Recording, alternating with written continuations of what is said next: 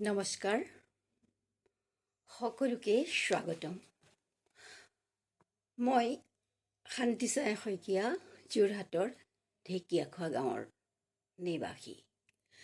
কৰ্ণাটকৰ মহীশূৰৰ পৰা অসমীয়া ভাষা সাহিত্য চৰ্চাৰ মঞ্চ পোহৰ জোনাকীলৈ একাজলি শুভেচ্ছাৰে এটি স্বৰচিত কবিতা আবৃত্তি তথা পাঠ নিবেদন কৰিলোঁ।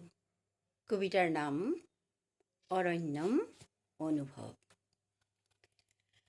তোমাৰ ঔৰসত এটা কবিতাৰ জন্ম দিব বিচাৰোঁ।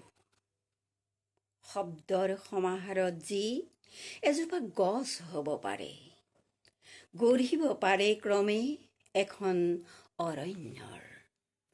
সৌৰ আভাৰে উদ্বেলিত পাতবোৰ হ'ব পাৰে সেউজীয়া, বৰ্ণময় হ'ব পাৰে কবিতাৰ ফুলাম শৰীৰ ৰামধেনুৰ ৰঙেৰে।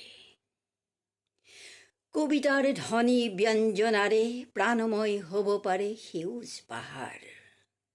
মন বিহগে গীতৰ মূৰ্ছনাৰে অলিয়ে গুঞ্জনেৰে নিবেদন কৰিব পাৰে আৰণ্যক শৃংগাৰ। নিৰ্ঝৰৰ বুকু তৰংগায়িত হ'ব পাৰে যৌৱনৰ হিল্লোলেৰে কল্লোলিত হৈ লাস্যময়ী হ'ব পাৰে প্ৰকৃতি।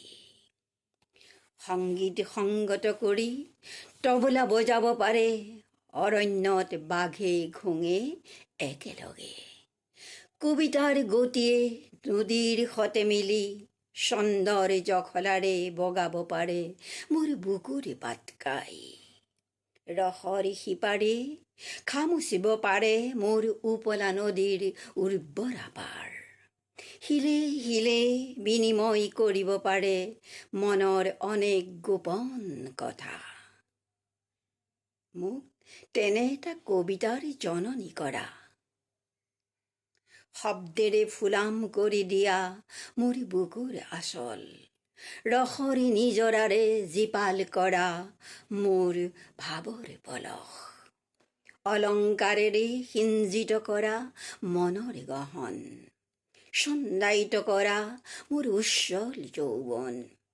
ধ্বনিত কৰা মোৰ বৰ্ণৰ বৰ্ণালীৰে অনুভৱৰ অৰণ্যম। ধন্যবাদ, কৃতজ্ঞতাৰে।